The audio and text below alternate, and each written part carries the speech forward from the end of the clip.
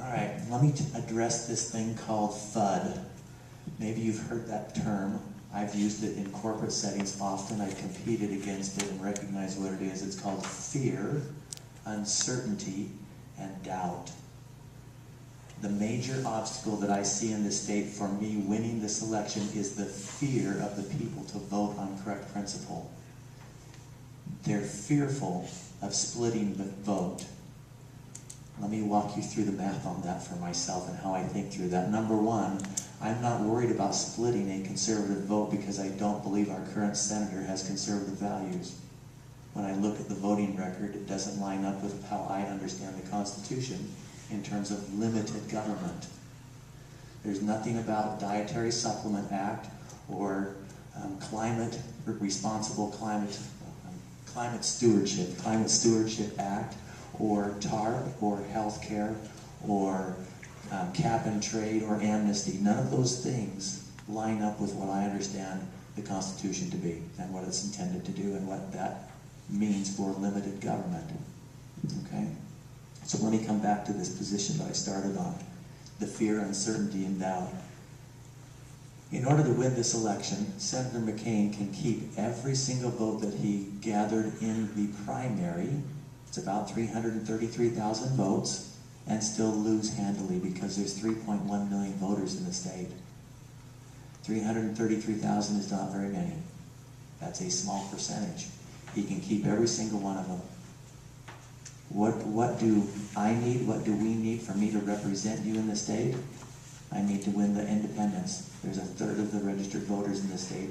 I need 12 to 15% of the Republicans and less than 8% of the Democrats. Under that scenario, I handily win. Okay, so as I think through the dynamics of what's happening in this state, this isn't about splitting the vote. This is about Arizona people, you and me, deciding that we're not happy with the representation that we have today.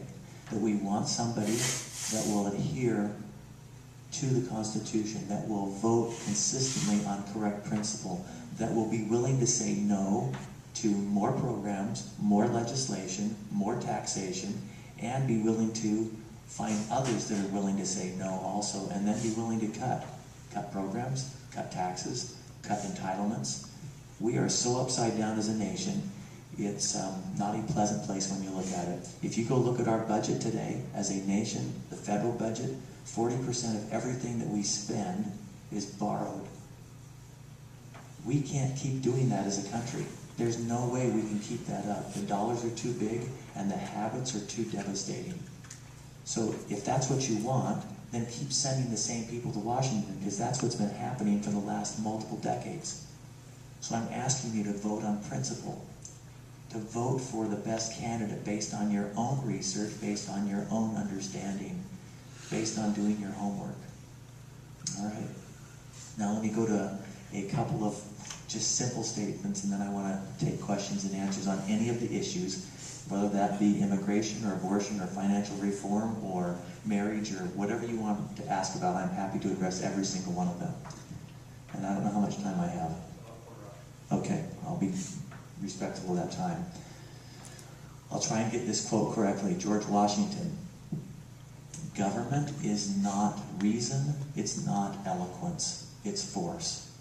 Like fire, it's a dangerous servant and a fearful master. When our representatives understand that, they will be very hesitant to create new law. They will be hesitant to impose new burdens on the citizens. Unfortunately, we have representatives today. If you look at the Senate, we have about 3,500 new bills annually that are presented and worked through the committees in the Senate. I can only come up with one reason why that's done. If I'm a senator and I'm submitting bills and writing bills and trying to do these things, I'm trying to curry your favor and to come back home and prove to you that I'm working on your behalf. I'm trying to impress you by all the things that I've done. I don't want to do that. I want to cut things. I want to remove structures. I want to provide individual freedom so that we can pursue life, liberty, and happiness the way that we want to.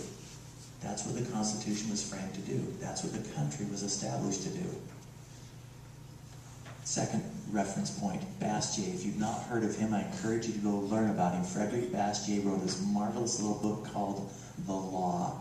It talks extensively about legalized plunder. It identifies law as a blunt instrument, an instrument of force.